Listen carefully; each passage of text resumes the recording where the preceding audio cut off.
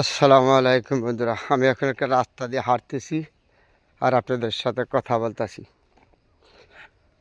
সোনার বাংলাদেশটা যে কত সুন্দর, না দেখলে না ঘুরলে বোঝা যাবে না। যে হয়তো আমরা, যে একটা কথা আছে না, যখন সময় পাবেন দেশটা ঘুরবেন।